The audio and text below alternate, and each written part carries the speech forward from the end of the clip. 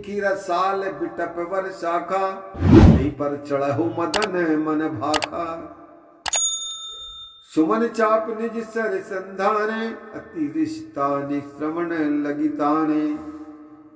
अब कामदेव को बड़ा क्रोध आया कि मेरी इतनी तपस्या या इतना काम या इतना मैंने जो कुछ करा अभी तक, इससे भगवान शंकर की समाधि नहीं टिकती।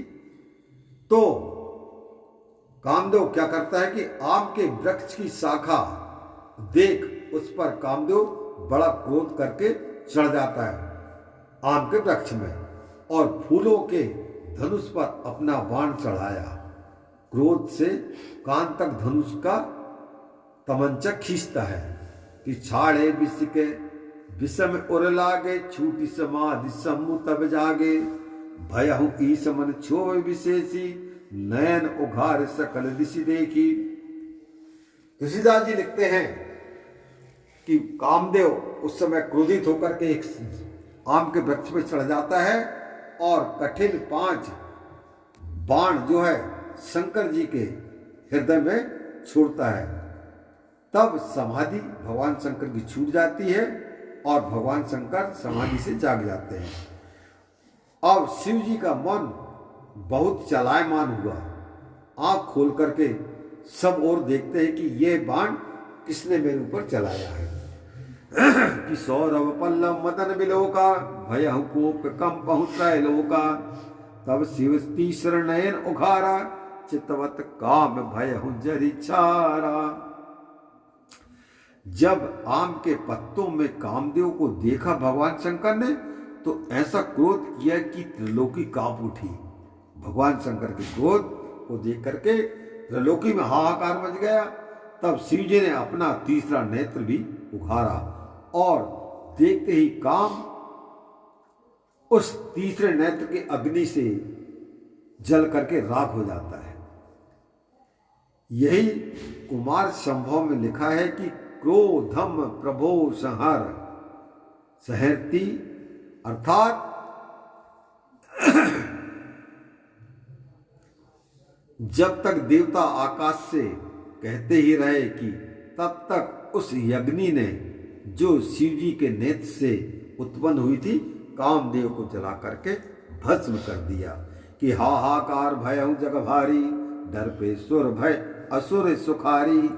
समुझ काम सुख सोचहि भोगी, भय अकंटक साधक योगी।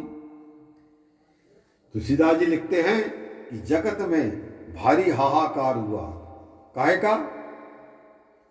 कि भगवान शंकर के तीसरे नेत्र की अग्नि से कामदेव जल करके भस्म हो जाता है, तो जगत में हाहाकार होता है और उस हाहाकार से देवता डरते हैं और राक्षस सुखी होते हैं। काम का सुख स्मरण कर स्त्रियों के भोगी सोचने लगे और साधक योगी निर्भय हुए अब तपस्या करके हम शीघ्र सिद्ध हो जाएंगे। इस प्रकार से योगी लोग खुश होते हैं। योगी अकंटक भय पति गति, सुनत रति मूर्छित भई। रोदति बदति बहु भांति करुणा करत शंकर पर गई। अति प्रेम करे बिनती विविध विधि जोरी कर सन्मुख रही। प्रभु आशुतोष कृपालु शिव अबला निरखी बोली सही। योगी निर्भर हुए पति की गति सुनकर के रति यानी कामदेव की स्त्री का नाम रति है।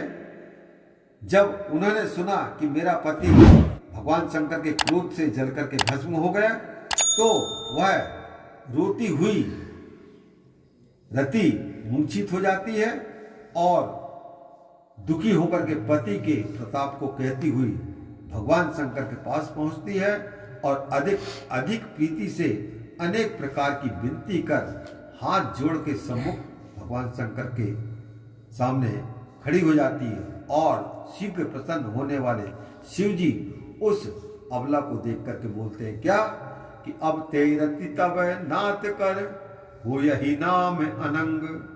बिनु बप व्यापहि सब ही पुनि, सुन निज मिलन प्रसंग लखन सिया रामचंद्र कीजे। भगवान शंकर बोलते हैं कि हे रति, कामदेव की स्त्री, अब से तेरे स्वामी का नाम अनंग अर्थात शरीर रहित होगा और बिना शरीर के ही सबको व्यापेगा। अब जिस प्रकार तुझे मिलेगा उस अपने मिलने की बात सुन कि आपसे तेरे से किस प्रकार से मुलाकात होगी पति की। तो वह किस्सा अब शंकर जी बताते हैं।